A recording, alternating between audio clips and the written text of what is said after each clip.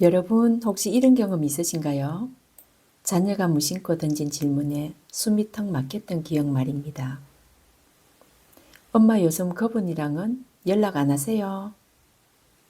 그분과 되게 친하셨잖아요. 그 질문에 대답이 바로 나오지 않습니다. 사실은요, 한 달 전에 제가 먼저 전화를 걸었거든요. 특별한 이유는 없었습니다. 그냥 문득 목소리도 듣고 싶었고, 요즘 어떻게 지내는지 궁금도 해서 휴대폰을 들었죠.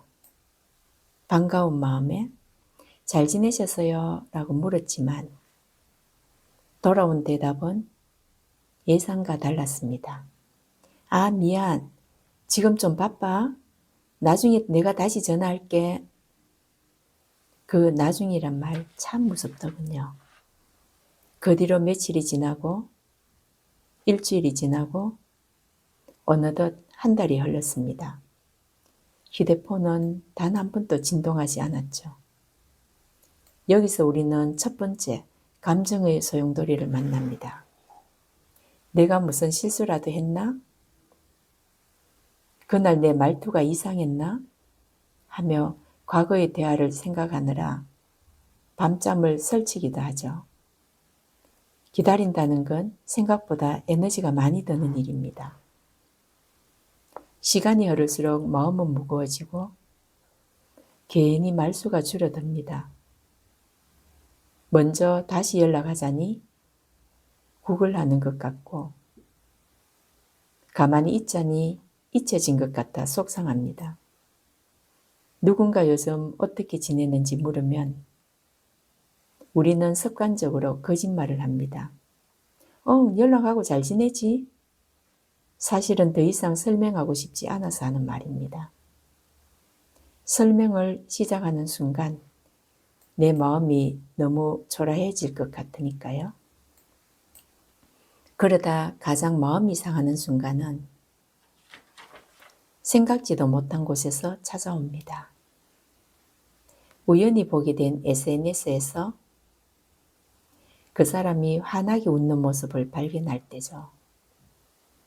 사람들과 같이 어울려 맛있는 것을 먹고 즐겁게 여행하며 지금 이 순간 너무 행복하다는 글을 올린 걸 볼 때 그 사진을 보는 순간 마음속에서 조용한 목소리가 들립니다. 아, 나는 늘 나중이었구나. 바쁘다는 말은 시간이 없다는 뜻이 아니라 나를 위한 시간은 없다는 뜻이었구나. 이것은 화가 아닙니다. 원망도 아닙니다. 그냥 명확한 인정입니다. 나는 그 사람의 우선순위에 단 한 번도 있었던 적이 없다는 사실에 대한 슬픈 깨달음이죠. 여러분, 이런 깨달음이 올 때 우리는 어떻게 해야 할까요? 억지로 그 사람의 마음을 돌리려 애써야 할까요? 아니면 조용히 문을 닫아야 할까요? 여기서 여러분께 조심스럽게 묻고 싶습니다. 지금 이 순간 휴대폰 연락처를 천천히 한번 들여다보세요. 수백 명의 이름이 적혀 있지만 막상 지금 당장 전화를 걸어 나 오늘 조금 힘들어 라고 말할 수 있는 사람 몇 명이나 떠오르십니까? 조금 더 아픈 질문을 던져볼까요? 내가 오늘부터 한 달 동안 아무에게도 먼저 연락하지 않는다면 과연 누가 나를 먼저 찾을까요? 이 질문 앞에서 많은 분들이 침묵합니다. 대답이 없다는 건 이미 답을 알고 있기 때문이겠죠. 특히 연말이나 인생의 전환점이 오면 유독 외로워지는 이유도 여기에 있습니다. 1년 동안 이루어낸 성과보다 내 곁에 남은 관계의 숫자가 너무 적게 느껴지기 때문입니다. 하지만 여기서 멈추면 안 됩니다. 관계에도 정리정돈이 필요하다는 신호거든요. 우리가 집을 청소할 때 안 쓰는 물건을 버리듯 우리 마음의 방도 정리가 필요합니다. 나만 애쓰는 관계, 나에게 상처 주는 관계를 붙잡고 있느라 정작 나 자신을 돌볼 시간을 놓치고 있지는 않은지 돌아봐야 합니다. 우리가 경계해야 할 사람과 지켜야 할 사람이 있습니다. 우리가 경계해야 할 첫 번째 부류는 필요를 위해 다가오는 사람들입니다. 평소에는 안부 한 분 없다가 부탁이 생기면 갑자기 다정해지는 사람. 말투가 부드러워지고 과거의 추억을 소환하며 안부를 묻습니다. 하지만 용건이 끝나면 다시 정적이 흐르죠. 이 관계의 중심에는 사람이 아니라 필요가 있습니다. 두 번째 부류는 마음의 크기가 너무 다른 사람들입니다. 이건 누구의 잘못도 아닙니다. 그저 우선순위의 문제입니다.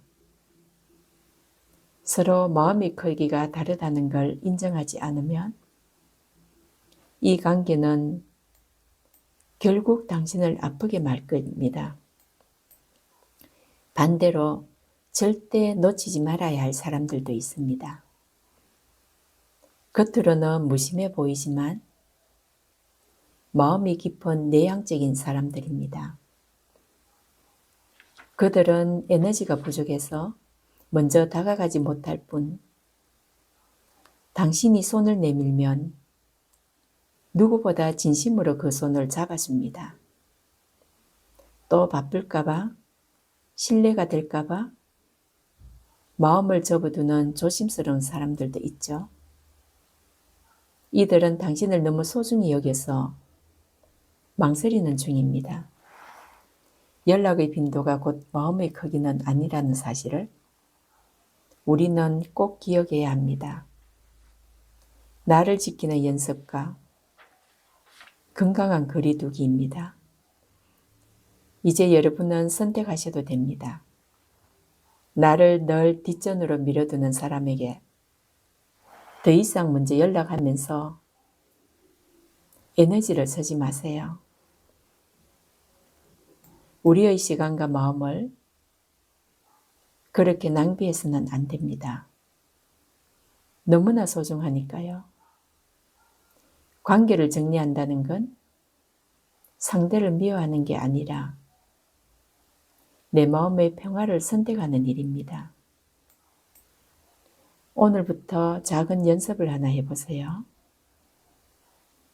나를 찾지 않는 사람을 향한 서운함을 버리고 내가 먼저 연락하고 싶은 소중한 사람에게 집중하는 겁니다. 딱 한 명이면 충분합니다. 별일은 없는데 그냥 너 생각이 나서 전화했어. 이 한마디는 그들에게 부담이 아니라 세상에서 가장 따뜻한 구원이 될 것입니다. 나이가 들수록 관계의 숲은 점점 좁아집니다.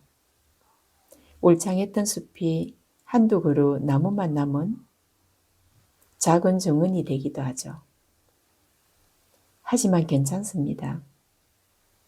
뿌리 깊은 나무 한 그루만 내 정원에 제대로 서 있다면 그 인생은 결코 외롭지 않습니다. 그 나무의 이름은 신뢰일 수도 있고 우정일 수도 있으며 가장 중요한 것은 나 자신이라는 나무입니다. 당신은 세상에 하나밖에 없는 귀한 존재입니다. 여러분, 당신은 충분히 소중한 사람입니다. 누군가의 나중이 되어 소갈이 하기엔 당신의 미소는 무척 아름답고 당신의 진심이 아주 소중합니다. 연락의 횟수로 당신의 가치를 증명하려 하지 마세요. 연락이 오지 않는다고 해서 당신이 사랑받을 자격이 없는 것도 아닙니다. 그저 그와 나의 계절이 달랐을 뿐입니다. 먼저 연락하면서 오늘 밤 당신의 마음이 이 이야기로 인해 조금이라도 가벼워지셨길 바랍니다. 이제 휴대폰을 내려놓고 타인이 아닌 나 자신에게 먼저 안부를 물어보는 건 어떨까요? 거울 속에 나를 보며 오늘 하루도 애썼다, 고맙다, 사랑해 라고요. 오늘도 마음의 책장과 함께 해주셔서 감사합니다. 당신의 정원에 따뜻한 햇살이 머물기를, 그리고 당신의 평온한 밤을 진심으로 응원합니다. 감사합니다.